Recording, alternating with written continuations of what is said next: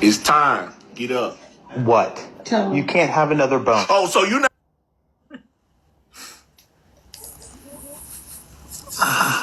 Here we go. Got big plans this weekend? No, not really. I'm just trying to get the car back. Once the car gets back, I'll head that way. Once I know for sure. I'm going to make sure this car is perfect. I'm not taking it anywhere until I'm comfortable. I got everything arranged for your meeting with Seth. Awesome. All ready to go. Perfect. He said he'd be glad to be in the woods with you. Yep. Perfect.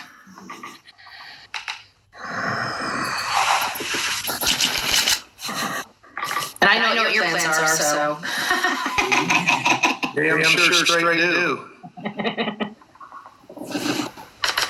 You're talking about this evening, right? Yeah. I'll be sipping my latte. I should have said off the record, right? We're just talking coffee. Oh, great.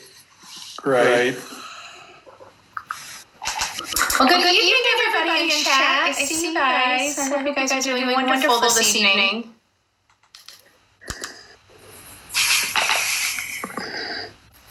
So I think we're good to get started. People keep coming in. What I want to do, Betty, is I think everybody knows where you stand on this case, but I want you to have an opportunity for you to explain your stance on the case and how you got there and what you like about this, what you don't like about it, that kind of thing. Right. Well, I think really my problem with this case is the amount of questions that I still have this far into the case. We don't have really any good background information. I mean, just from out the gate, was Sebastian Rogers overstimulated the night before, and did it cause problems for him? Well, was the 3-hour conversation that Katie had with Chris, is that normal and customary, something they do every night? Because if it's normal and customary, it's not a big deal. If it's not, and it only happened this night, it could be a huge deal. What was Katie's demeanor like when the cops were at the house that morning? All these things we don't have, and then we couple those with the behaviors of the parents. You got Seth out in the woods looking for his son. You would assume that the other, half of the family would also be by his side out in the woods. And despite them coming to media at the beginning saying that they work together, they all get along, this, that, and the other, but clearly out the gate, nobody was helping. Yeah, I agree. And I mean, I have a tough time believing, again, just my opinion, I have a tough time believing that with the situation that we've been told time and time again their marriage was in, that it's normal to have a 3-hour conversation. Yeah, it's just really weird. I did talk to some truckers, and they say that their long-distance relationship with their husband, that they are normal and customary speaking to their husbands for several hours in the evening or during the day at one sitting. But it's, again, something that happens every single day or on a set schedule. It's definitely not something that they would do one week and not do another week. So it's definitely something that needs to be looked at. And the other question I have is, why did it take them 8 days to come to the media about Sebastian's story and case, and why it seems to coincide when the case publicly shifted and these search efforts were pulled back and they started entertaining the possibility of foul play. These things are coincidental to me, and I don't believe in coincidences in cases like this. So those are other questions. Again, all comes back to all these questions we know nothing about this late in the game. Yep, I agree. I totally agree. And you guys, you guests in here tonight, feel free to ask Betty any questions. She is very analytical. She's very fact-based. It's clearly not her first rodeo, so please be respectful. Absolutely, we're not going to have any baloney in the chat tonight. So, Yeah, I'm the nicest person in the world until you get into my crawl, and then I'm just not a nice person anymore, and everybody complains. But just remember, you did it to yourself.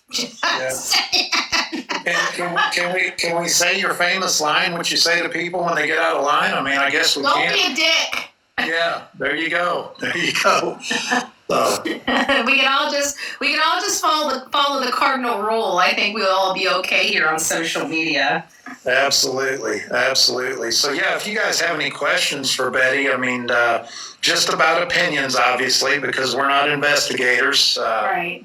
And, yeah, you know, I'm a very opinionated person, but I really try hard to get, there's a lot of stuff I don't say. There's a lot of stuff I don't talk about that is in my back of my head, and I'm just waiting for something to corroborate it, or, just something to push it over the line where I can talk about it in a more factual approach. I don't like gossip. I don't like, rumors and stuff like that. I mean, they're good, but they're not good. I like to be able to corroborate the rumors so we're just not peddling horrible stuff. So I try to bring it back to the basics when it comes to this case. And the bottom line is we're all assuming, and this comes out of the right out of Chris Proudfoot's mouth.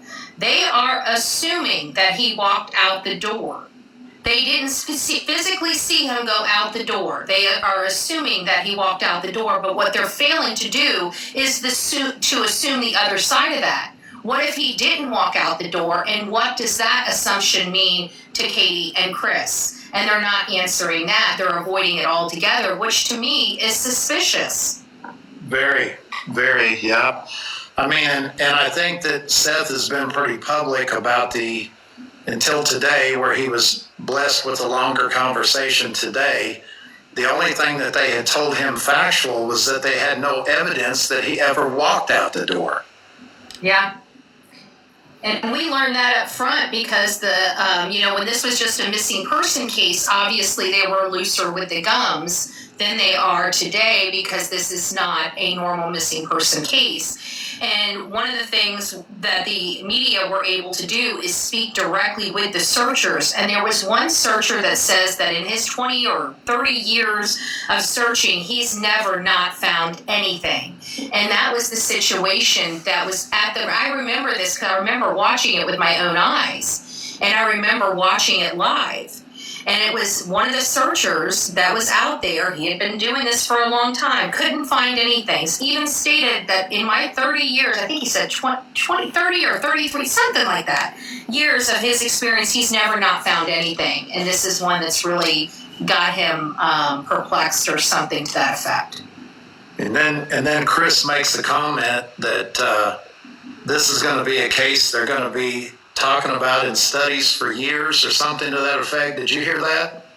I heard him say something, and then I also heard him, because in every conversation they talk out of both sides of their mouth. So, and we're just now finding out that, Chris believes that, if we just took all the noise away, this would just be a simple case of a child running away. No big deal.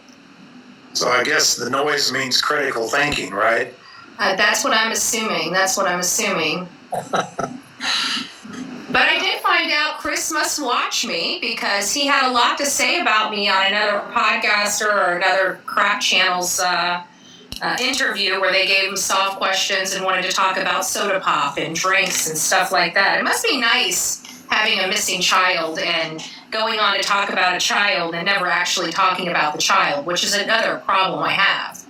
Yeah, I mean, how often do you hear him really talk about Sebastian? I mean, forget the mom because she doesn't talk at all, but...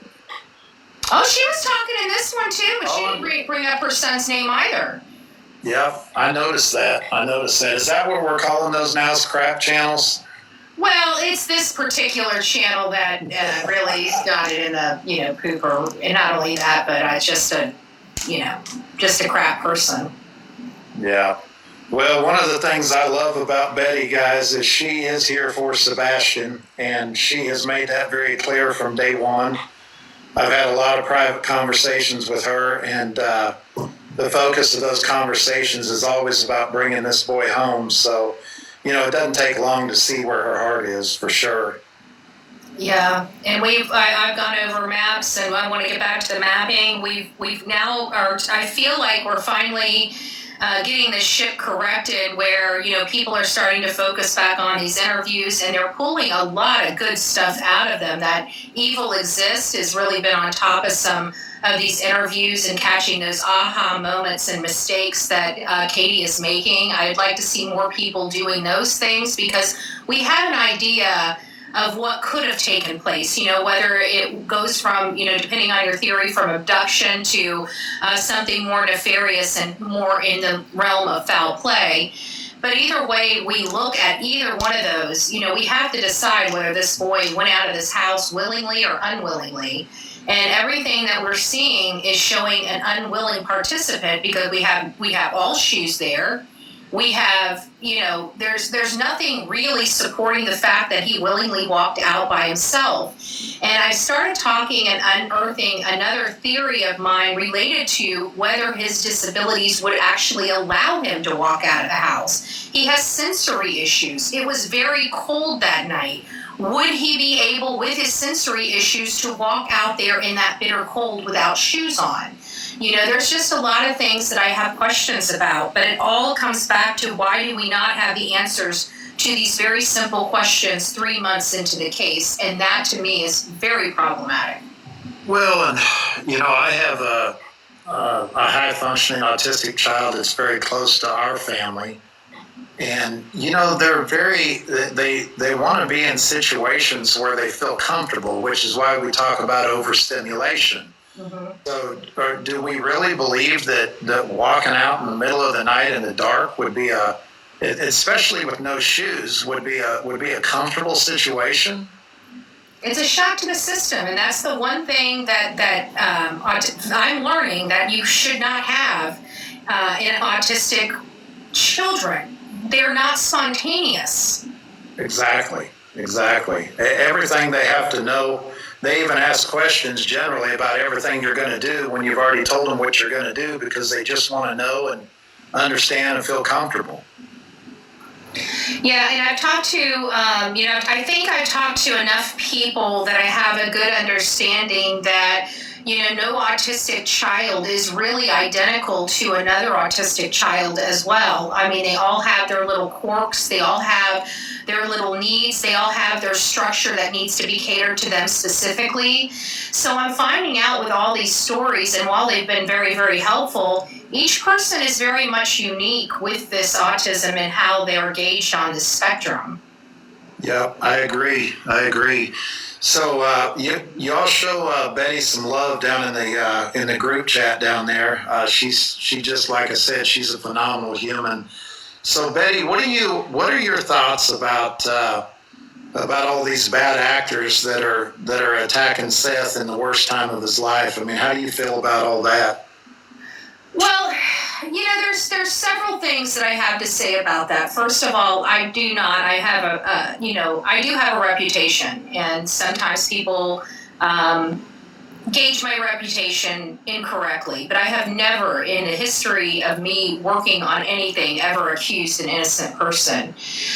People out here make mistakes. There's not one person I've met that has not made mistakes in their life. So when we start talking and start pointing fingers at innocent people that had nothing to do with their child's disappearance, I think it's pretty low, because we don't know what it's like, and only a parent that has lost a child would know what this is like. And no matter what you've done in your past, it doesn't change the love that you have for your child.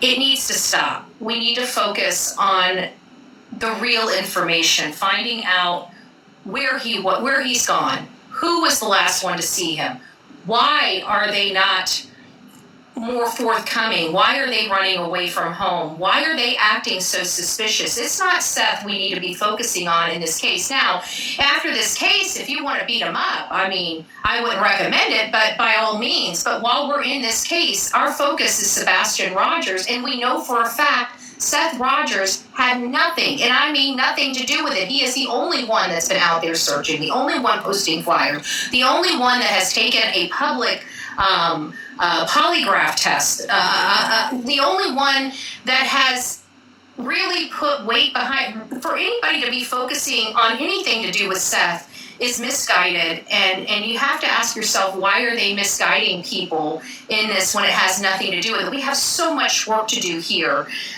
It's a distraction to be focusing on Seth at this stage.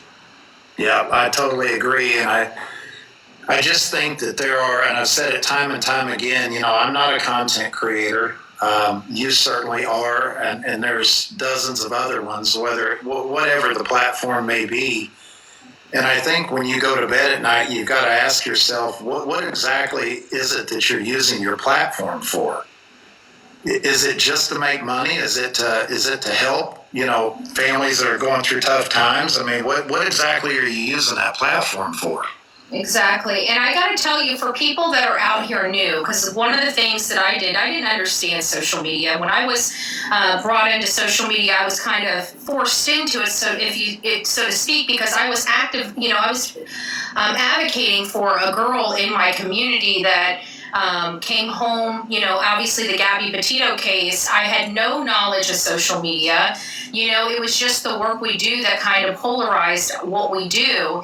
And next thing you know, we're being attacked right and left. So, this channel that I built to help and advocate for people was being sucked into an area and going down a path that I did not want it to go down, because I was being sucked into the drama. And it's took me 3 years to unplug from that and to be focused where we need to be focused. What the whole channel was built on to begin with took us 3 years to get here, because we allowed other people to detour us from our focus. And so I find that a lot of new people out there get sucked into the same thing, where they're so busy trying to fight to have their voice heard that they turn into the people that they're fighting against. So it's just one of those things. I wish everybody would, when we have these cases, look at these cases analytically, look at the bad actors, and point the fingers at the right people. Because for me, I will work with a bum, I will work with a Skid Row junkie, I will work with anybody that wants to find their family member that is lost. I do not judge. If they had nothing to do with the crime, I'm willing to work with them. Yeah, absolutely. I mean, it doesn't matter if they're innocent in life. What matters is that they're innocent in the situation. Right. And we know for a fact, you gave some reasons that you felt like that Seth was not involved, in addition to the video footage of him being at work till 7:30 that morning. So, exactly. There's zero chance that he's involved. And, I've said it since day one. I mean, if we're going to have Nancy Grace do a polygraph, then, let's pull them all three in, and let's have the same polygrapher do all three of them, and then let's establish a baseline from there. Yes. And the thing is I don't, obviously this is just speculating. It has no relevance. It's not true. I don't want anybody thinking it is. I really, truly don't believe Chris ever took his polygraph. I don't know why I feel that way. I don't believe that Katie would have passed her polygraph either, unless they were highly trained to do so, or they studied up on it before they took it. I just don't believe it with the information that we have. The simplest information, the simplest factual information doesn't make sense. And there's no way she could ever pass a polygraph test that says she did not witness or see abuse of her son. Right. Yeah, we know that for sure. Right, and that's the reason why I don't think she passed her polygraph, or it was inconclusive, because I don't see how she could pass that portion of her polygraph. And if she could, she would have had to tell the truth, and there should have been enough for probable cause or an arrest for abuse. Yeah, and let's talk about the PCA for a minute that had to have been obtained to go search the landfills. Mm-hmm. I mean, wouldn't you like to be able to see what was in those PCAs? I mean, you can't get those just by saying that the trash can was a little heavy. No, there's definitely more. There's more involved. I feel like there was something that triggered them. I mean, the probable cause is a lower burden, sure, but it's still, you still have to have something. You can't use it for a fishing expedition, and I don't see how they would have gotten a warrant without having some legitimate information there, you know? Sure. And what was that legitimate information? Was it the fact that they saw maybe some red like substance on the outside of the trash bin? Or was it because there was a tear of clothing or article of clothing still attached to the trash bin? What was it? Was it the dog hit? Was the dog hit that was, you know, because they did say there was a dog hit that was a false hit. Could it have been that? You know, we don't know. Yeah, absolutely. I totally agree. I mean, and so I sent you an audio. I had a person reach out to me on Facebook that had connected with Chris through YouTube, and he was angry at something that she had posted. So he gave her his phone number, told him to reach out to her, that he wanted to clear some things up, and in that phone call that I sent you, that audio, I mean, clearly that was Chris Proudfoot's voice, correct? Yep. So what were your thoughts about him making the statement that, you know, regarding what we saw him wearing when he went to bed that night? You had some comments about the use. Yeah, so, you know, I guess only time will tell if those are misstatements, but like I was telling you, you know, he's made those types, he's interchanged I, me, and we so much through his normal conversation and his normal speech, you know, speaking to other people, because I've been listening to all these interviews and I've heard it change so many times. I honestly believe that's just the way he talks, that there's nothing really, like, there's no aha moment. But, you know, could it be? Could it be one of these things where he made a mistake early up front and now he's doing damage control by saying, interchanging me, I, and we consistently? That's a possibility too. But to be honest with you, whenever he's just relaxed on these other channels and he's able to be himself, I notice he makes those mistakes quite often. So it leads me to believe that those aren't, you know, he's not there. He's just speaking as if he was. Yeah, that may be true. He certainly, there's a lot of things you can dissect through there that are inconsistent at best. Oh, no, he definitely, I mean, it raised eyebrows, but you know what? It comes back to the camper thing, too, because when he was on Smiley's World explaining the camper, he said, we went back. I remember stopping, I'm like, oh, Katie went with him. And so, you know, further in it, he's like, when I say we, I meant me. I was there by myself because I never heard Katie left with him. I heard it was just him. So when he was saying that, and that's what polarized it for me. This is more in line with the way he just speaks. Yeah. So let's talk about, before we let you go, because I've got a few bits of misinformation we want to clear up. And before we let you go, let's talk about this 17 hours. Yes, the camper, the 17 hours. So that's a big deal for me, you know, because for somebody like me that's looking for an opportunity, you know, an opportunity to dispose of something, an opportunity to get rid of evidence, I'm always looking for that. No matter who I'm looking at, I'm always looking for that opportunity where they separate themselves from the group to be able to go take care of something. And Chris did just that with the camper. And so I'm thinking that 17 hours just doesn't make sense, because I travel a lot. You know, I've been in motorhomes, I've been in RVs, I've been in campers and fifth wheels just like his, and I've never spent, you know, 5 hours organizing one that size. You know, typically you put everything kind of in the middle, you pull in your sides, anything that needs to be packed up, and especially with a missing child, who gives a crap? Throw the crap in there and get back home. I mean, did he take everything out and rinse it off and wash it down and fold it up real nicely? And, you know, it doesn't make sense, but he was gone 17 hours. So I feel like that was an opportunity for him. For what? I really don't know. Was it disposing of evidence? Was it disposing of something else? I don't know. All I know is this is a huge window. So the way I'm looking at it is, we know a starting point and we know an ending point in that 17-hour tour. We know it was at 1008 Stafford and 1008 Stafford. So that's a start and a finish. Now we can take and figure out where he could have possibly gone, because you got to think wherever he went, he's got to be, the time, it's not going to be 7 hours. It'd be more in line of 3 hours because he's got a round trip, 3.5 hours there and 3.5 hours back.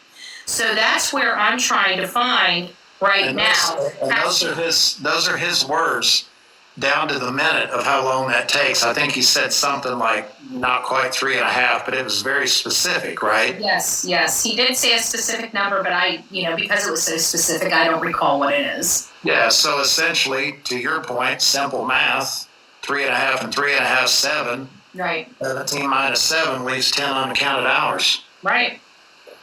Yeah.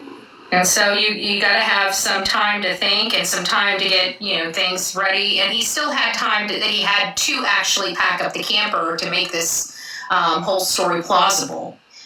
So there is that, but the problem is that I'm having with all of this is why was it so important to get that camper right then there? I mean, they turned around within a week later and took it right back to the place he picked it up from. Yeah, he could have just jumped in his pickup. Right. Well, he did. He was home in his pickup. He wouldn't ask law enforcement if he can go back and get his camper because something with work. And I thought it was literally on, St. Jude's campus, and that's why he had to go back and get it. But then I find out it wasn't. It was at Yogi Bear the whole time. So his story about having to go pick up his camper was full of crap as well. I mean, the only thing that would have made sense is, he didn't pay for enough nights, but really that doesn't make sense either because he didn't plan on having to run home. Right, and not only that, but he could have called in a credit card over the phone or just told him, look, I've got a kid missing, I'll be back in a couple of days, just watch my stuff. Nobody would have kicked him out. Right, exactly. Well, so are you going to dig into the, do I have mods in the group? Yeah, I'm going to be digging into the 17 hours. I'm going to be getting back to the maps and trying to figure out. It's just hard. What's hard for me is I can't physically see how long it takes to get from point A to point B. And when you use maps, it depends on the day. So if you're trying to map it at night, you need if the activity happened at night, you need to map it at night. You don't want to map it at 5 o'clock in the afternoon. It throws your numbers off. Sure. So that's kind of where I'm at here, just trying to map and see where there are possibilities of, because I know what I'm looking for. If I can see, I know what area is prime for if this is the case, which is what my hunch is. I know what kind of location I'm looking for. I just need to find it. Sure. Well, I'm going to try to keep this short tonight, Betty. I can't tell you how much we appreciate you. That's great. I love this. This was nice. Thank you so much. Yeah, absolutely. And we'll do this again soon. And I'll get in contact with you about setting you up to meet with Seth. I appreciate it. Thank you so much, Tony, and keep up the good work. Appreciate you, sister. Bye-bye.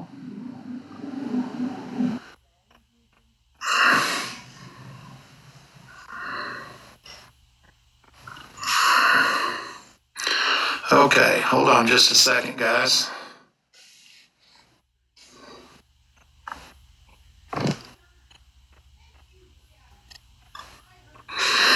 Okay.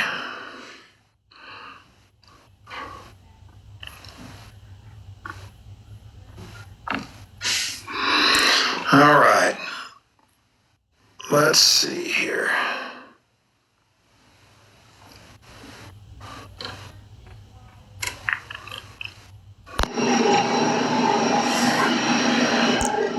Hello. How you doing, Jen? I'm doing good. How are you? Oh, it's been a day. It's definitely been a long day. And Seth actually had a, how you doing, Beach? Good, how are you? Hi. Doing real good.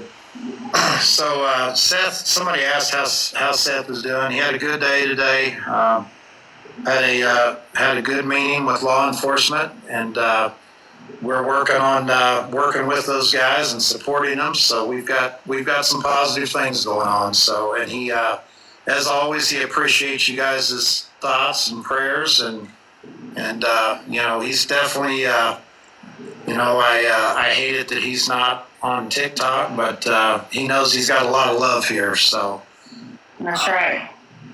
And he's got a lot of support, and he's got a lot of protection. So we're very, very grateful for that. So So, Jen, you have the, what I want to do tonight, and I'm not going to stay on very long, and I want to say a couple things. I want to dispel some rumors that are out there, but I also want to say that anytime we get on here, we are going to share information that's been given to us, and in the future, I will make it very, very clear that this is information that Seth has agreed that could be shared. I will make it very, very clear that it's not coming from law enforcement, and it will be things that are brought to me in certain situations, and we'll look at it, we'll talk about it, and if you're on board with that, great. If not, then you don't have to be here as we discuss it. But Jen, do you have that video that Seth sent in for us? I do. Do you want me to play the video or just the audio? I want you to play the video if you could, and if you need to come in, if we need to switch boxes, if you know how to do that, you can certainly do that. Yeah, I got it.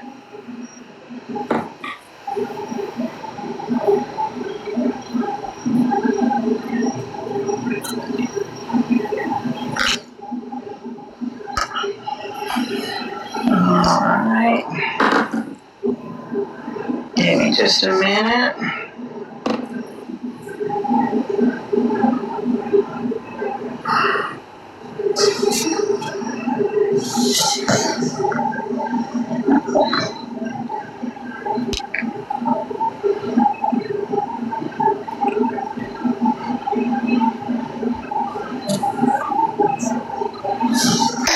Hey, I don't know this barbecue person. I know that she did buy me lunch. Thank you for that. I don't have a TikTok. I don't speak with this individual. I don't know any of her associates. And anything that she's telling people is obviously a lie because I don't have communication with her. No, never bought my son a burner phone. Get your facts straight, lady. Okay, let's play that again in case people didn't hear the start of it. All right. Blue Knight, how are you this evening, sir? I'm good. I'm just putting my face out there so everybody knows that we're not the same. Hi. Hey, I don't know this barbecue person. I know that she did buy me lunch. Thank you for that. I don't have a TikTok. I don't speak with this individual. I don't know any of her associates. And anything that she's telling people is obviously a lie because I don't have communication with her. No, never bought my son a burner phone. Get your facts straight, lady. Appreciate it, Jen. You're welcome. Yeah, so really that's all we're going to do tonight. I'm not going to stay on very long. I've got some things to do. Blue, I do want to give you a chance to talk because I always enjoy talking with you. Do you have anything you'd like to add, maybe to what Betty talked about or what have you? No, I just trying to debunk some of the stuff that's been going on over the last couple of days. It's hard to hear you, Blue. I'm sorry. I was just trying to debunk some of the stuff that's been going on over the last couple of days. Number one, if anybody knows, I live in Las Vegas. This is my house. That is my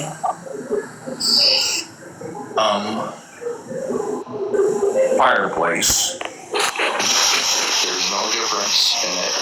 And I'm just letting people know so that, because people were saying that my account is a fake account. Well, the only thing you've ever said to upset me is you tell me to go to bed too early, buddy. No, I do that because I know you got to work in the morning, sir. Yes, sir. And that's the only reason why I do that. People got to especially on Monday. You gotta get closer again, buddy. Give me a second, I'll put my headset in. All right. We want to hear what you got to say. You're always the voice of reason. Well, sometimes.